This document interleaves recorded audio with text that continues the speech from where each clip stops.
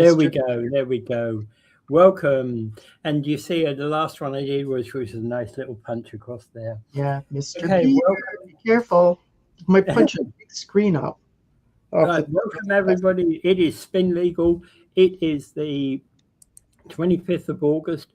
We're going to do something we haven't really done before. So we're going into children's best interests in family law this week. And it's not something we do much in terms of we don't actually represent in family law. It's outside the scope of paralegals. Some divorce law is in scope for paralegals, but those are for those that have got their FLSP, Family Law Specialist program. So if you're a Family Law Specialist paralegal, you get a license to do some limited scope family law work. Yeah, but we don't deal with any of that sort of stuff. But it doesn't stop us discussing it here on Spin Legal. No, yeah, okay, we just kind of give ideas because, as I said, Spin Legal is not legal advice, but we do discuss different issues that some people have legal questions about, legal controversies about, and the best place to look and not to get things off of YouTube, and Google and stuff like that to give you legal advice, and that's probably best because I've seen too many people come in here and says, well, guess what? I've read this on ChatGPT. And I said, okay, does ChatGPT represent you in court too? Yeah, of course it does. Stands up and goes, ChatGPT here on behalf of. Gotta love them. Yeah. Okay. So welcome to Spin Legal. This is if you need to contact Invictus Legal, you can do so on 905-688-5598. Email Angelo at weareinvictus.legal or myself, Peter, at weareinvictus.legal.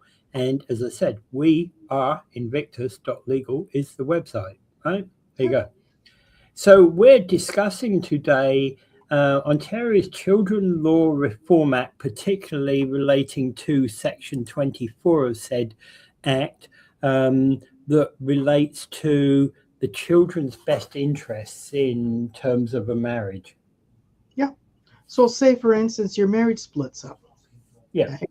This is a lot of times when the law is enacted and what has to come before the yeah. Okay? You have parents fighting over custody of the kids. Well, typically, mistake. You don't do that. Because that hurts the kids more than it helps. Well, typically, you're not going to be activating things like Section 24 unless you've got a breakup in the marriage, right? There's a breakdown in the relationship. Yeah. And the thing is, and one of the things that I know that some people, there is a movement. It doesn't work in all cases, but there is a movement towards what's called shared parenting. Yeah. Where both parents are shared custody, shared everything. So there's a lot of ways that they set that up. It could mean that one person has the children more, but a lot of the visitations in that are pretty flexible. They can go and they both decide on different things like children's activities, medical, schooling, all that stuff. And this has been a very good thing because there is a perception, and this is a perception, that when there are parents going to court, that custody is always awarded to the mother. Not necessarily. But again, where Section 24 of the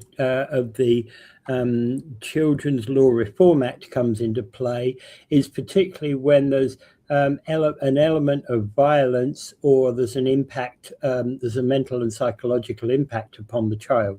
Absolutely, because they have to assess that. That's just one of many factors that they have to look at. They certainly are not going to send the children to go live with the perpetrator. Yeah. Particularly if he's been charged with some kind of intimate partner violence. Yeah. And there's also other issues that they have to consider too. There's people who are usually the man, although I've seen it in some cases of the woman where that parent has a lot of money and they say, well, I could raise my child because I've got lots of money and it's really good for them. I can buy nice clothes and I can take them on trips and everything else. But But the fact of the matter is, you're still a parent. You could still contribute that through child support. You could still contribute that type of support. Well, and the worst, and the worst, of course, in that kind of relationship is the and they say is the daddy who's always off in Los Angeles and Florida, dealing with company problems, and hasn't has hired a nanny to look after the kids. Yeah, and that's not appropriate.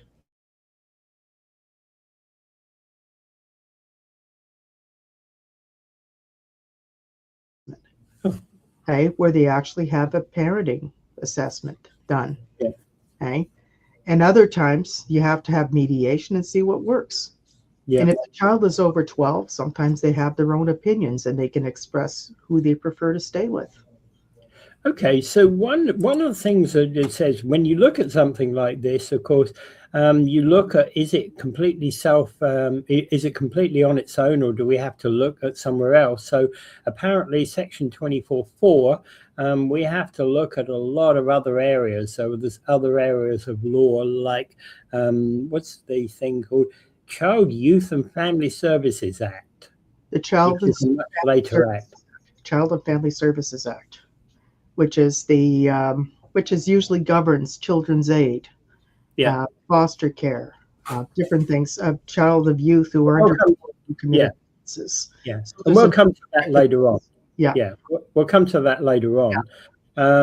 And one of the questions that in that regard is that we need to say the court is required always to look at the child's best interest, not one of the individual parents. As you said you were talking about, hey, this gentleman who's off in Florida every week but never sees his kid, but hey, I've got more money than my wife. I should look after the kid. Yeah, and it doesn't matter because like the wife could look after the kid and give the child the quality of life while the man pays child support and then periodically visits and takes the child to Disneyland and takes them for trips and so forth, that the husband could afford. That happens. Right? Okay. So the child gets the best of both worlds. Well, and obviously it's easy to say, having grown up with a child that's had consistency in parenting, it's easy to say, okay, that's logical, but and I never had any parental problems. And my child never had any parental problems. And it's easy to say with a family that was split up. So yeah, my parents divorced when I was 8. So yeah, and I was going to say it's easy to isolate yourself and say that doesn't apply everywhere. But but the thing is, I've had a chance to live with both my mother and my father, and I mean, it doesn't. The thing is, children when they get older, they can make up their own minds, and a lot of times the courts would take that into consideration where they prefer to live. Hey, if the child is 14 years old and they say, no, I'd like to live with my dad because you can do this. And then he could try it with his dad. Then he decides to say, oh, I'd rather go back to my mom again. My dad's too strict. Hey, or whatever, Well, okay. So in terms of we hear children's court talking about what's in the child's best interest. And if you see some of the fictional lawyers out there, you see the kind of kiddos brought into the court and said, who would you want to live with? And he said, yeah, I would like to live with Mama, Dada, or whatever, a kid who can hardly speak. Yeah, well, what they would do is say, like, you get a kid, they would be asking him questions. He says, oh, would you like to live with your mama?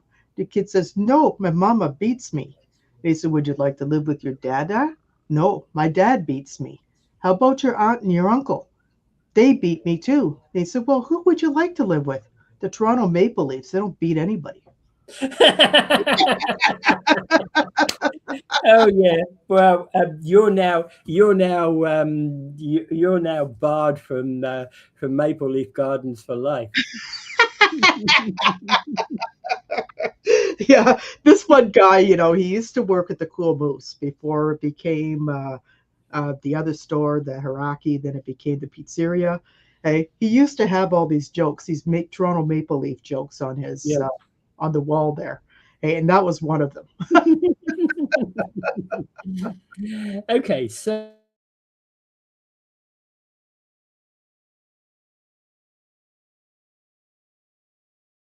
that we seek to actually protect the children. Yeah, yeah. And children in need of protection is different.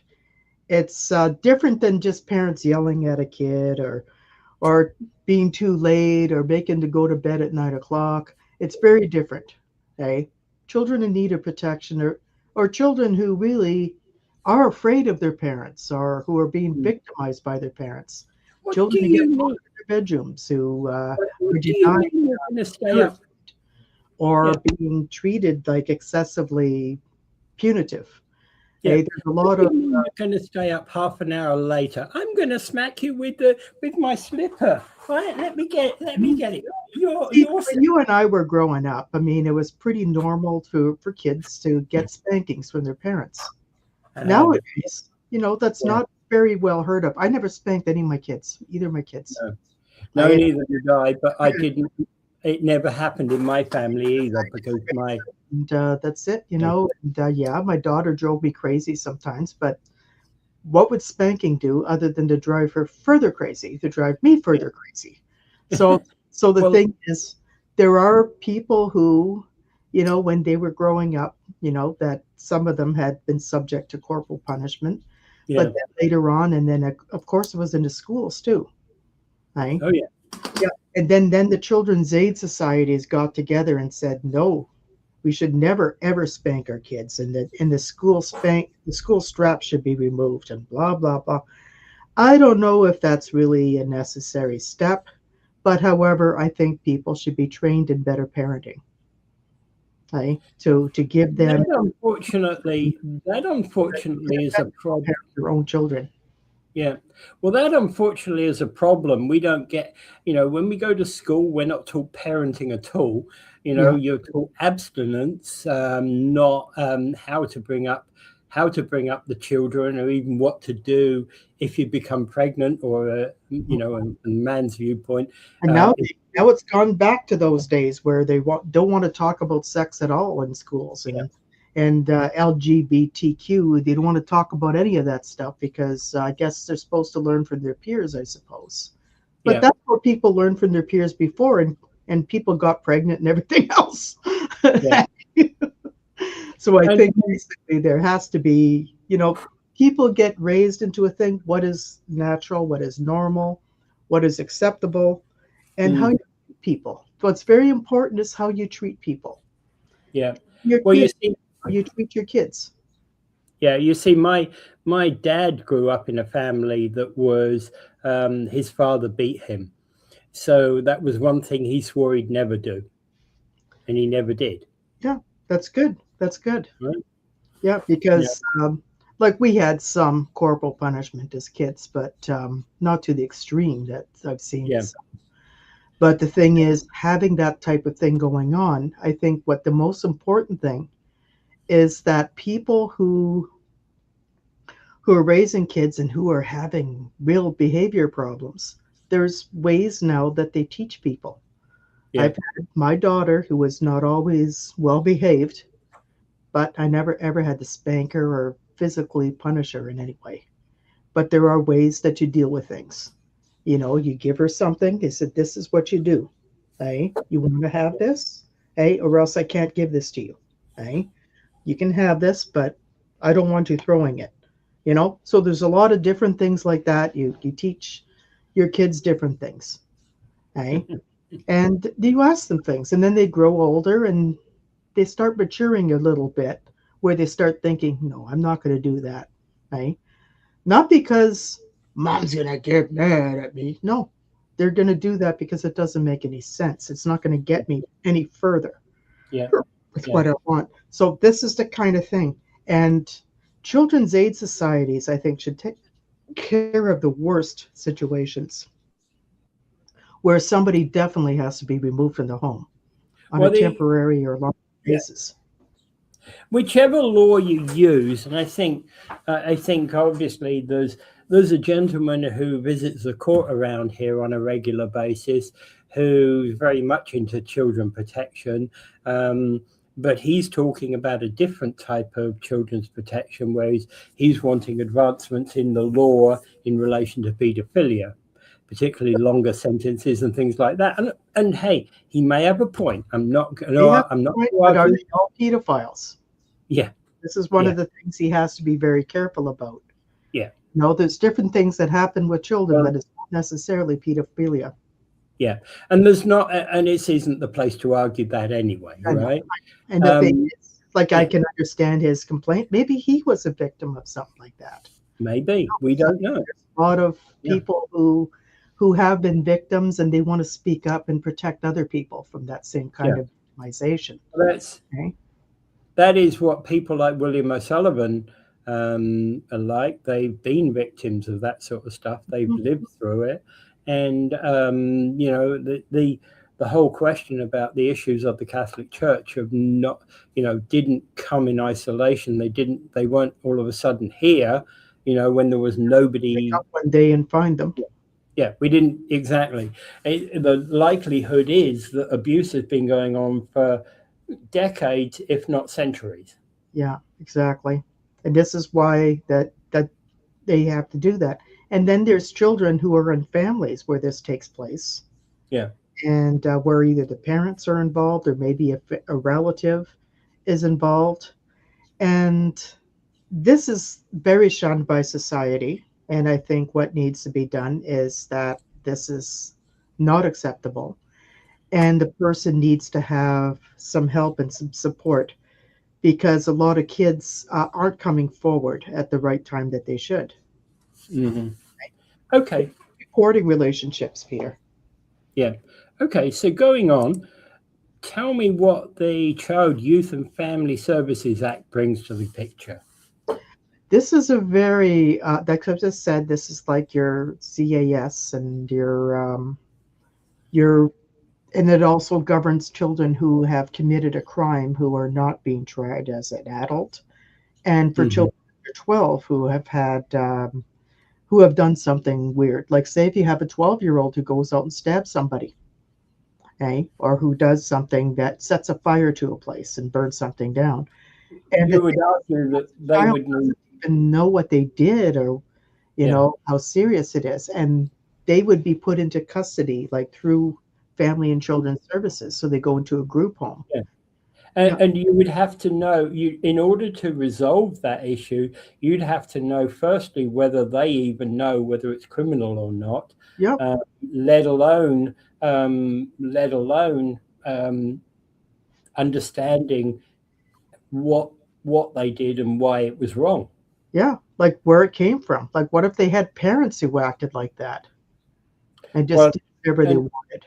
But then again, there are some examples like that in the British case, in the Thompson and Venables case, whereby this was a 10-year-old and a 12-year-old that beat a 2-year-old to death. Right? They were tried at 10 and 2, and essentially they of course had their names withdrawn from society. They had new names when they became 18. But one of them subsequently reoffended. Yeah, exactly. Right. Yeah, and this is where you have to look at it. These are very hard questions. Like, society doesn't necessarily have the answers. But each time something goes on, we always want to see how we can improve on things. The trouble is we have to be very, very careful that we don't make hard cases into law. Yeah. Okay. Exactly. And it's easy to overreact to the fact that one of those two child murderers reoffended. He didn't murder, but he was into pretty nasty stuff. Yeah, and a lot of them do, and you deal with that, when that comes along. It's the same as we've had things like with Paul Bernardo and Carla Homolka here, and they would pick up preteens, and they would rape, and they killed a few. And they would just they dismembered them, which very disgusting things. And they were brought in there, and and people are all upset because Carla, she served a 12-year jail sentence in exchange for giving information against her husband. Okay? And then she divorced him, and then she went to prison for women, and then she came out, and now she's married to her lawyer's brother, and she has 2 kids of her own, and she's in Montreal, Quebec. And the thing is, a lot of people say, "Oh my God, she should be back in jail. Lock her up." I don't know. I don't know. The thing is, did she do anything since then? Did she come out of jail? Did she reoffend? No, I don't know. Yeah. I don't think so. If she reoffended, I guess they'd have to deal with it. I suspect that we would know if she had. Oh, yes. We got a lot of eyes on her. Yeah. Exactly. There would have been a lot of eyes on her. So, I mean, this is what we have to think. Paul, no, I don't think he should ever get out. He's admitted in there that he was a Scarborough rapist, but he kept saying, "But I didn't kill anybody." Well, somebody did. Yeah. Okay, so the other thing, of course, is that we were talking about the Child, Youth and Family Services Act, that is about consideration being given to the child's physical, emotional, and psychological safety, security, and well-being. Yeah. And again, primarily within the family unit. Yeah. Most of the time, they try to keep the child within the family unit, and they try to care for the family through the provision of services, counseling. They used to have parent aides. I remember I knew a fellow who worked for Family and Children's Services here for many years, and most of his work was with Crown wards and talking to them. But he was a supervisor at one time. But he would talk about that they also had parent aides who would go home and help the parent, especially someone who'd be struggling. They'd be raising 3 kids, and they're all very young, and they'd be struggling, and they'd help them out with different things. And then there was others who go in and they assess, and they go to court. There's always, whenever children are in court who are under 18, they have the children's lawyer, who sometimes could intervene, and they represent the child's voice in the court. Well, I was going to ask the question. Part of this is actually about the ability of the person who is engaged in family violence to care for the children. Now, obviously that's a problem if they are caring for the child. But how would you know? Because here's the thing: when you've got children are notably unreliable witnesses, and of course the person who's committed such an act is going to, no, I didn't do it type thing, right? They're going to be adamant that they've done nothing but protect the child. There's some responsibilities in certain professions where what they call mandatory reporting. Yeah. Okay. Like, for example, if you're a teacher or you're a childcare worker or you're a school bus driver or like anything where you're exposed to children and teens, where you may be seeing somebody who may be acting unusually or who may come to you and say something. Okay? Or if you see something like somebody shows up with bruises on their arm, they show up at Gazette. So these are things that you would make it, and it becomes a mandatory reporting. You have to report, as a mandatory reporter. In the legal profession, we're not mandatory reporters, although we could if we feel that there was a need. I think that you would have to be. We were talking about that. Yeah, we were talking about that earlier on, and I'm thinking, well, if I saw a child whereby I thought that maybe they were in danger, I'm not sure what I would do.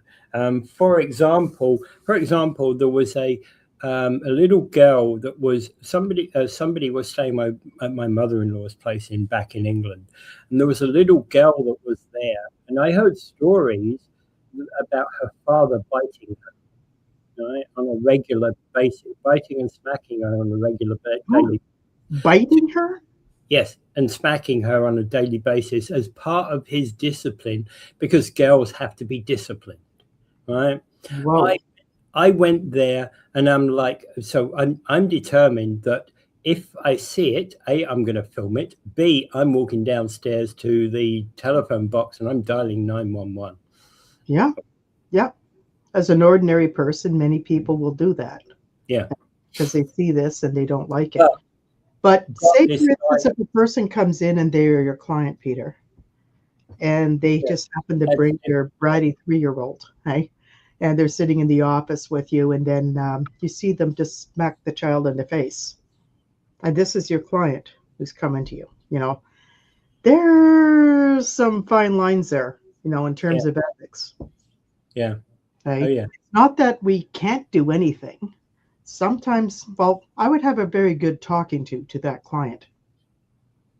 I'd be pretty stern with that client, I'm sure, Okay? And I would suggest that yeah, but again, some of things like that are very easy to spot. Some of the psychological problems, that exist in child and in family and children with children's, it's very difficult to spot and know that, right? People like teachers, people like youth services workers are trained in that kind of stuff. You and I are not, right? I have. You may have been trained in it. I'm not. I was in mental health for a long time. Yeah. I wouldn't know. You see, my heckles might be up, but I wouldn't necessarily know what I'm looking at. Yeah. And this is where I say, it says, this is where you have to be very careful. And young people act very differently under these types of circumstances than older people. Yeah. Okay. And this is very different than elder type of thing. But younger people, they have, they're very sensitive. Their parents are their world in some ways. And this is where they think it's okay because their parents do it and nobody says anything, But however, they go to school and they start asking questions. Is it okay for this to happen? And they'll ask their teacher, or they'll ask maybe a peer, another student, they'll ask something. And they'll say, well, why are you asking it? Are you seeing this happen? They might ask, and they would say that, I've had to talk to people before, to get this sorted out. When I was in the mental health field, I was a mandatory reporter. Okay. Yeah. So this is one of the things you have to deal with certain things, because you have to kind of, this sort of thing, you kind of reach out, somebody's not responding properly. They're around the person, they kind of go, I don't want to be with that person. A lot of, they're not looking at you properly, or you ask them, yeah, I'm okay. Say things. Oh, I just fell off my back porch or something. Hey, but they seem to fall off their back porch a lot lately. Yeah, I was going to say, you fall off the back porch. That's something that happens once. Yeah. Right. Exactly. It doesn't repeat. That's like, you don't have it a second, third, and fourth time. Yeah, it doesn't happen the second, third, fourth time. You do it first time, it's because you basically made a mistake. You do it the second time. And you just happen to slip, that happens. But it starts in the middle of the summer, you do it again, so there's something weird going on. Yeah. And then you have to start asking a few more questions. Okay, so one of the things about the Children's Law Reform Act is that asks questions about who should parent the child ultimately, doesn't it? Yeah, exactly. And this is usually in a custody dispute. And it doesn't always fall that it's with the parents. Sometimes a grandparent will come in. Right? Sometimes grandparents come in and they ask for access. And sometimes a grandparent may ask for custody. Right? So when you go in and you fill out for custody, you have to prove, you have to have a parenting plan, which is through a Form 33B, which you fill out in the family courts, and then you submit that. And then you have your evidence. You present your evidence just like anything else. And sometimes the grandparents are more suitable. Like maybe the couple is having too many problems. Yeah. At the time. I wonder about that. You said there's a parenting plan in that scenario. Why aren't kids at school taught about parenting plans? They're not, and I think parents should be taught parenting plans. Yeah, so before the bulge starts to really show, and it's out here somewhere, both mother and father should probably be in parenting school, shouldn't they? There are parenting schools, and there are prenatal classes, and then there are postnatal classes. And there are different things. Like I've attended a few of them when my son was born. And then I attended some when my daughter was born, but more or less dealing with her issues when she was younger. I have to wonder if young parents went through parenting class before they became parents, would there be less abuse and less problems in our society today? Yes and no. It depends on the person. Yeah. You have a lot of people who've been through a lot of abuse themselves.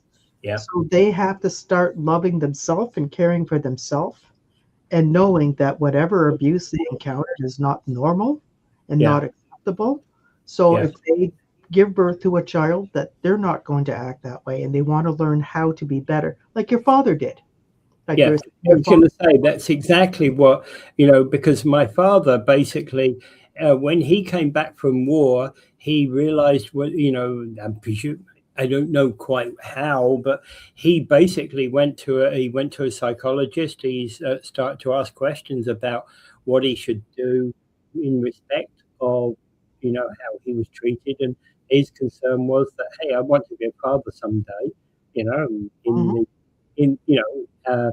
at that time in the late 40s, early 50s, he wasn't going to be a parent for another, and Dr. Spock, who said it was okay to spank your kids at that time. But again, he was concerned. Yeah, he was concerned that his father's attitude wasn't the norm. Yeah, exactly. It probably wasn't even the norm then. Yeah. Because if he was very viciously abused like that, that's not the norm. Yeah. Like I do know people who've got the strap or who've got that stuff, but they grew up fine, but they weren't viciously beaten. Yeah. Like my husband would tell me about how his father would say, "Well, you got to go down to the bush and go pick your own hickory stick." And then come back. Yeah. Yeah. Yeah. It's kind of I weird. still tease him about that now. Hey, I said, "Yeah, just go pick your hickory stick." Right. But we don't do that anymore. Nobody does that anymore. So essentially, Section 24(4) requires that the court examine matters such as the nature, seriousness, and frequency of any violence that has occurred. Obviously, a once-off smacking happens. Yeah.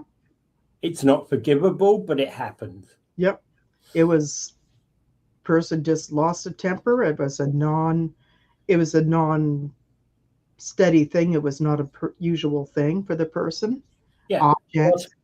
I lost my job or something like that. Lost my job, then I got cut off in traffic. I come home, and then I find out there's an eviction notice on the door. Like, yeah, I'm having a great day. Those sort of things don't come in ones, do they? They come in sixes and sevens. Yeah. They happen in threes. Right? Yeah. Yeah, absolutely. So, but the thing is, even then, there needs to be something. They have that in the criminal justice system. They have the PAR program where they refer the person who might be responsible for intimate partner violence to that program to help them realize why they're doing this and why it's wrong and find out other ways of dealing with their anger. So we just talked about single slapping or something like that on the day that you just had your worst news. That doesn't mean necessarily the end if you've never done any of that kind of thing before. You've been married for 20 years, nothing like that happened, and all of a sudden once. I mean, there's a lot of different things, say, but these things are by that type of thing. Yeah. Okay. But there are situations where we've had a client where there was back and forth. They're constantly calling the police on each other and hitting each other. Okay. And I just said, one of you has to leave. Yeah. Yeah. And it has to be gone permanently because they were charged with domestic violence. And I told the person who was charged with domestic violence, he had to leave. Okay. So what he did is that he left. He ended the relationship, and then he entered into a program for men who have perpetrated domestic violence. And he also discovered that he had been sexually violated when he was younger. So he entered another program for men who have been victimized in that way. And I think that these things are very important. They have to have them out in the community. They need to be there when people need them, as Yeah. opposed to be put on wait lists. Yeah. And again, that's a rarity, but the worst of those situations is, of course, when the violence is ongoing. Yeah, exactly. And then the thing is, like something is going to come to an end. Either they're going to kill each other, or somebody's going to leave and just get out of there. Yeah. Yeah. Okay? So I mean, this is one of the problems that could happen in those situations. Yeah. Like Better. I can never help. Never lay a hand on a person. Yeah. For something like that. I'm bad. I might take this and throw it across the room at Peter, because Peter's driving me nuts, or throw a chalkboard eraser at him or something. That's all right. I'll throw this one back at you. Okay. Yeah, yeah, but no, things that will not hurt a person. Right? But the thing is, if someone starts using their fists, using knives, using a baseball bat, that's I've heard a lot of those, and children should not be exposed to that. And many times they are taken out of the home, even on a temporary or longer term basis, taken out of the home. But of course, these things have to be reviewed when they're taken out of the home. There's 5 days that the parents have a right to go back to court to challenge that. So they have that to have the court to review, and then they have a period for what they call supervised access and so forth. And then the children's aid would look after it, either put them in with. A lot of times now they're putting them in with a relative or somebody, where the relative knows the child. Like say if they have an uncle or aunt who's a pretty good person and they get along with their cousins. Sometimes they'll do that for a while, and then later on, then they'll bring them back to their parents after their parents have the proper therapy. There's a lot of different things that a lot of interventions they do nowadays. That's a lot different than what they did in the past. Okay. All right. Okay, so thanks everybody for listening to this particular episode. It's a bit out of the unusual for what we do, but if you need any legal advice, not necessarily related to this one, but you can call Invictus Legal on 905-688-5598. Email Angela with angela@weareinvictus.legal, or myself at peter@weareinvictus.legal, or weareinvictus.legal is our website. Maybe one thing I thought about for next week, Angela, might well be if we were to deal with elder violence. Yeah, elder abuse. Yeah, elder abuse. I think we'll put that on for the agenda. More common now, particularly when the vultures start circling around wills and powers of attorney and stuff like that. Yeah, right? Yeah, absolutely. So we can cover that one for next week. Yep. All right, so we'll cover that one for next week, and it leaves us really with this final thing for Angela. Yeah, so what you heard today on Spin Legal, whether it's this show or in others, this is not legal advice. If you need specific legal advice, and this has something to do with child custody, or children or domestic violence, speak with a lawyer, because paralegals are not, at least yet, to advise on that. But there are some very good family law lawyers I know that could discuss this with you. But if it's something where, if it's just looking at a simple or a joint divorce, there are some paralegals who have their family law specialist certificate, a FLSA they call them, and FLSP they call them, and then you can talk to them and they can help you with the joint or uncontested divorce and some other minor things that help you with filing a domestic contract and giving you some basic navigation tools and so forth. Because family law is an expensive thing. Rather than spending $50,000 on a lawyer and fighting over something and ending up with nothing, it might be better for you both parents to save the money and try to deal with as much of it through mediation as much as possible, and through sorting that out, so that you're not spending all this money and also in the process damaging your children's relationships with the parents. Yeah. Because this is very, very important, because you don't want your children to start hating the other parent just because the one who has the custody of them most of the time decides that they hate the other parents. So their kids have to too. That is so wrong. Yeah. Okay. All right. And we'll leave it at that, and we'll be back next week, as I said, with something about elder abuse. Okay. All right. So.